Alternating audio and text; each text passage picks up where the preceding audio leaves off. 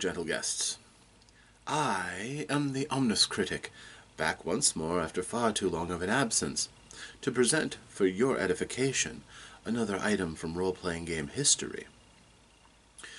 Currently doing so with Magic Fireplace Jr. and a nice glass of wine from Kerrigan Brothers Winery called Irish Love. Based upon rhubarb, it's nice, light, and fruity. I very much enjoy it, although they're not a paid sponsor yet. Today, the game that we're going to be looking at is, unfortunately, out of print and a little hard to find. But in this day and age, if you try hard enough, you can find just about anything on the secondhand market or through other means. And this, hopefully, would be no exception if this sounds like something that might interest you. The object for consideration today is the role-playing game from 1989 by Stellar Games called It Came from the Late, Late, Late Show. A game about role-playing and bad movies. The premise of the game is that your characters are actors, and they will be thrust into a movie role in a B-movie. We're actually talking about movies that are worse than B-movies. We're talking about the kind of low-budget schlock that you might find on Saturday afternoon programming on the higher channels. And, quite honestly, there's a bit of a fondness these days for nostalgia and things of that nature. So, the novelty of playing actors who are themselves playing roles opens up some interesting mechanics for the game. The premise being that your actors are, at least at the start, nobodies in the Hollywood scene. They take these roles because, quite honestly, they couldn't get real roles in anything else other than extras. So they take their shots at starring roles in movies that are of no huge significance. Interestingly enough, the entire concept of money really doesn't have a great deal of value in this game. You assume that your actors are getting paid enough for their time and exposure, but at the same time, the only money that you have is what your role would give you, because you are playing inside of the movie itself. You don't do a great deal of metagaming with your characters negotiating off-set, unless it's a game mechanic, which we'll get into. Your characters start with a dabbling of skills. These are various things that would have a function in day-to-day life, like driving, or maybe martial arts, or bureaucracy, or things of that nature, maybe sciences. Then, on top of that, after you have generated a character, you are given props for your role, you are assigned the role in general, and you are given talent coaching, which is temporary skill points to give you the training that your character should have in the movie so that you can demonstrate basic competence in whatever it is the role that you have would give you. Now, mostly these are just trivial levels of skill, enough to give you a chance of something that you have no training for, but not much beyond that. Usually enough to bring you up to a 25 or a 50% chance of succeeding at something that you are either minorly talented, something that's an everyday expectation, or something that your character should very much be focused. These are different levels of talent coaching that are appropriate for various roles. If your character has a skill that eclipses the talent coaching, you gain the benefits of being better at your assigned role and therefore more likely to succeed at whatever you're going to do, which generally makes you look better and possibly may increase your chances of surviving. Of course, since your characters are actors, the worst scenario that can happen is that they get killed off in the movie and then are out of the action. But there are a number of ways of forestalling that. Your characters initially will not be very skilled unless you apply yourself in a very, very narrow focus. So if you want your character to be the master of all martial arts starting, well, that depends on your luck of the dice, because your skills are randomly generated. And, of course, in complete reliance on focusing in one thing. If you diverge your skills and talents, you may be a bit better rounded, so that your character can try things that might not be narrowly focused in the role, but because you're so good at it, it just goes into the movie, which, again, I don't think I need to remind you, can help your prestige and your, sometimes, chances of survival. You never know when being a skilled biochemist might be able to help you out in that monster feature against the 50-story monster. Sometimes that does happen. Now, after playing the role, you have a very, very basic combat system, rolling against a percentile-based system for chances of success. Weapons do a listed amount of damage. As far as mechanics go, it's about as simple as it goes. It's a fairly rugged system that's hard to break, but a skilled director, the game master of the game, can make it run fairly well without throwing up too many roadblocks at your characters. If your character doesn't have a particular skill, you can always make a default roll against your basic attributes. Attributes like brawn, brains, fame is certainly one that comes up quite often. As you play, your fame will eventually rise and rise as you go through movies, which helps because it gives you access to better props, more gear, things of that nature. Also, some of the shticks of the game are very much reliant on how famous you are. If you are more famous, you generally get your way more often than not. The downside to that is monsters will often attack a more famous character than one who's not so famous, so there is something to be said for both. Now, as far as the skills, some of them are fairly understandable. Weapon skills are used for weapons. Social skills and science-based or education-based skills are used in times when research or social interaction are appropriate. There's really nothing new that's been invented here. It's a fairly common system for many role-playing games. The mechanics that really make this game interesting are that some of the skills seem ridiculous. Screaming, for instance, is a skill. There are people who are very, very good screamers in these kind of movies. Now, the advantages to being a very good screamer may be that you are able to summon other actors in with you, which gives a mechanical purpose to something that in a B-movie may seem ridiculous. Why would the women scream and scream incoherently when they see the monster? It's a hope for others to come and help them as far as the game mechanic goes.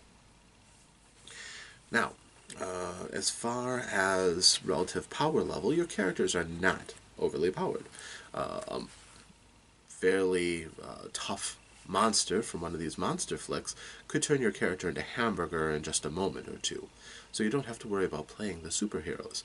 If you're playing a schlocky fantasy sci-fi system, there are mechanics in place that can help you out, however. For one thing, combat is somewhat less deadly because your characters have a stunt double. Yes, you do have a stunt double in this game, and if you are about to take damage, you can call in for your stunt double to take the damage for you, effectively doubling the amount of survival points you have. If your stunt double gets creamed, well, that's it. You made a narrow escape, but you can no longer rely upon your stunt double. So, you'll have to play a little bit more carefully than that. Another mechanic involves walking off the set. Your character may, in a fit of pique, decide they don't like the way that the encounter is going and threaten to walk off, not to return to shooting. Now, that success of that tactic depends on your fame. If you are famous enough, you may be able to get the director to come and negotiate some other means that doesn't get your character in so much trouble, maybe a safe escape or some such. But if you fail, you're told you'll never work in this town again if you don't come back, and you must come back and continue on with the scene. Some delightful shenanigans there. Also, the game has some ideas for the director who ends up with a crummy ending where the heroes just cannot succeed. No matter how hard they try, the dice are against them, or they missed a vital clue, or some such. Sometimes you'll have that, but more often than not, the game is, fairly scripted, so unless, all the characters die from a slashing monster, or really miss something, you can be fairly obvious about the clues that you give and driving the story. It is, after all, a script, and there's a certain amount of expectations there. The final way that the players may change things in a meta sense is a film break. This is going to be costly, though. It requires people to actually donate their fame to the task at hand. But if you succeed, the film breaks at the crucial moment, and action picks up afterwards that the hero is successfully escaping and coming up with some reason how they managed to escape that's never included on the film. So, some very interesting mechanics to the game. It does fully embrace its role as a campy role-playing game for episodic serial play. Now, judging it on aesthetic, I have a deluxe copy that comes with a few adventures. The opening art on the page is not bad, demonstrated here. But throughout, there are numerous black and whites, primarily written of the host. Yes, this book has a hostess. Her name is Damana, and she is a disgruntled succubus, apparently trapped here in a bogus contract that makes her be the hostess. Somewhat whimsical. Much of the art inside is pin-up art of Damana, sprawled out in various scenes or settings. There is some fairly serviceable art throughout, related to the topics in the surrounding text. However, as far as quality, you can commonly find better art than this available in various authors having bulk art stock sales and things like that. It's not particularly good. It's not heinous, it's not harmful to the eyes, but there isn't enough useful art in here for anything that you would reference in your games. And, Damana herself is not particularly wonderful as a reference model. So, as far as utility and, well, quite honestly, straight out aesthetics, the game is middling at best. Certainly a far cry from the fine arts. But if you're buying this, realistically, this was never a high-priced hardcover role-playing game. Art was not its primary focus. The fact that they do have some is enough to get this by, and no more. It fills in some art where it needs it, but it doesn't leverage it exceptionally well. So I can't give it much of a grade for the art. I would almost be tempted to say that it is a failing grade as far as the art goes. It's really not very good, except there are a couple of poignant pictures that do show subjects related to the text, and Damana's not terrible to look at. So the various art pieces are not bad. As far as the writing goes, it's an interesting blend of writing. You have Damana giving her side of the narrative, which does not add to the text very much. It adds a bit of humor, which is useful in a dry role-playing game. Having that element of someone who's actually talking to you and doing so in a generally beneficent narrator tone is not a terrible idea, and it's fairly novel in a role-playing game manual. However, I would have to say that it's more distracting than anything. Certainly not a reason why I would get this game.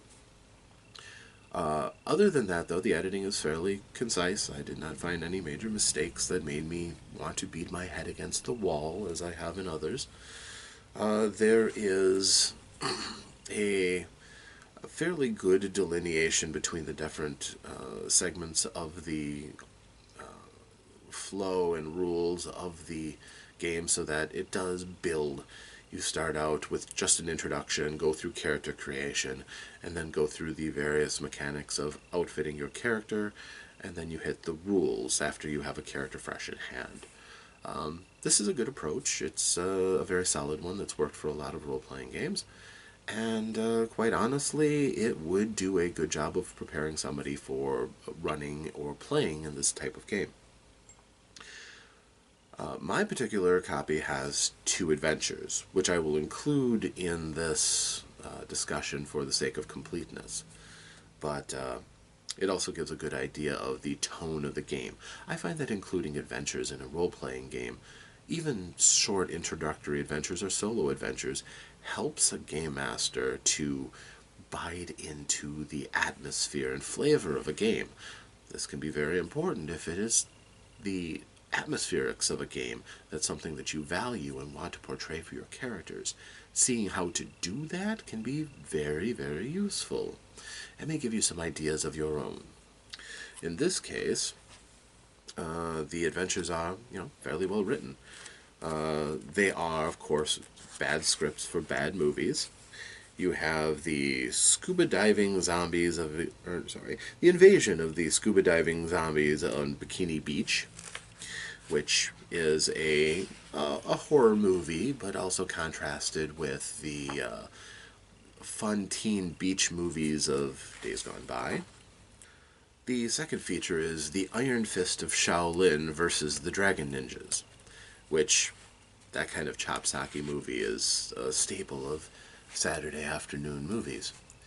As far as those adventures and how they're written, they are generally played out in one case, a sandbox where the players are let loose in a town which is going to be attacked by scuba diving zombies. There are various characters and clues to help them find the nature and source of the zombies, who to blame. There's a whole story behind it. It's fairly well written. If the players are not inquisitive, however, it just becomes a zombie survival movie, which, for some people is enough, I suppose, but not particularly interesting.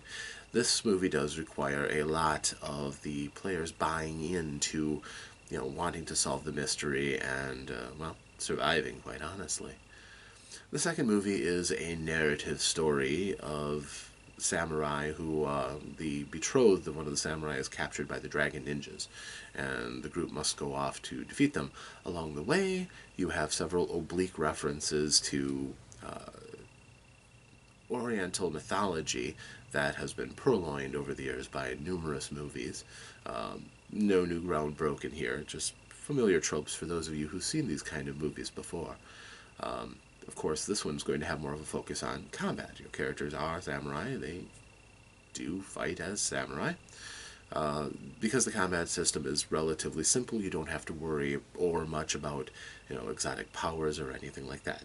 Most of your combat is going to be, I hit the ninja with my sword. Fairly straightforward, honestly. And it's serviceable. Combat in this game, it's a little sluggish, but if you have you use your actors and your stunt doubles well, the combats are fairly survivable. There's even a training montage where your characters go off to get extra training. It gives a nice insight on how you can use props to further enhance your story. For example, your characters eventually learn the technique of the Iron Fist, which is basically an electric joy buzzer. So while your character has the electric joy buzzer, they can use the Iron Fist technique. Fun, funny, it works quite well. The writing, I give certainly a passable grade. This is not a deep manual that you will read and learn anything new, but it has some interesting approaches to gaming, and it's put in a way that a person can pick up, read, not be overwhelmed with. It's concise and to the point. You could leave out most of what's there from Damana after the first time you've read it. As you're reading it, there's a few chuckles there, certainly, but it's all right. But definitely, I give that one a passing grade, certainly. It's written perfectly fine for a role-playing game manual. Mechanics. The percentile system is as old as the hills, quite honestly. The only system that's older is individual dice systems like Dungeons and Dragons uses with their 20-sided dice. Percentile is easy to understand. It's easy to assess penalties or bonuses to, and the way that you get to your skills levels are all straight out in front of you. All those numbers will be on your character sheet so that you can easily reference how skilled your character is, or how much damage a particular weapon does. Not a lot of researching or referencing from any of the book at any time, honestly. As long as the director has his script and the characters have the players have their character sheets in front of them, it basically runs itself. The characters just perform their roles and give the direction of what their characters do. The director adjudicates. It's fairly simple role playing, actually. In a way, it's kind of elegant in its simplicity. The difficulty, if you can call it that, is in remembering to use the different mechanics that are in place to help your characters out. The stunt double is fairly easy to remember. It's basically doubling your survival points, which is useful in a combat-heavy system. But, being able to walk off the set in any bad setting may have advantages beyond just being creamed by Mega Godzilla. In addition to that, working and interplaying off the other characters, since dialogue is such an important part of these movies, can be a real joy, because you're not tied into just one character. You are a character who is playing another character, so you're not going to get tired of that character, and you can use your dialogue to build drama and to build up the goodwill of the director to help you out as you participate fully in this movie. And because they're bad movies, those of you who've ever wanted to overact, this is the perfect game for it. Melodrama, bad dubbing, where you move your mouth differently than the way that you actually talk, is a part of that genre, certainly. And there are rewards for it. So, yes, this is a game for anybody who's ever wanted to be a ham-fisted actor. May not be something for everybody, but the mechanics are sound enough to let you play in that world and do some interesting things from a mechanic standpoint, so that you can tell the story, and a character who would seem to have no real chance of surviving in one of these kind of movies may actually be able to leverage their the mechanics and the sheer ability to act and be able to survive and have a good time, telling a good story, and even dying can be done in a fun way that may have its own rewards. Now, one of the things that, of course, any of these movies relies upon, as far as, a game experience, is difficult to mechanically enforce, and that is acting appropriately stupid. Yes, there is an article in here about that, and it's very useful, because one has to remember, firstly, that this is a game. Secondly, that your actors are not actually in peril, so if they act appropriately stupid and something bad happens to them in movies, well, there are mechanics that they can survive with, and if they die, then they told their part of a good story. A lot of those horror movies, well, the cast gets run through at a rather frightful rate anyhow, so the section in acting appropriately stupid is actually something that should be required reading for a lot of players, and not a few game masters as well. But as far as the mechanics go, it's a robust, easy-to-use system, and the spot elements that metagame and relate to the movies can be employed without breaking up the game flow quite well. So, it's certainly a passing grade, absolutely. You will not be buying this for the game mechanics. You will be buying this for the experiences primarily, but its mechanics are sound enough that you can play this quite well.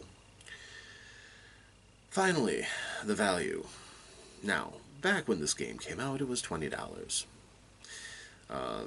Certainly not nearly as expensive as buying a host of handbooks for a more robust game.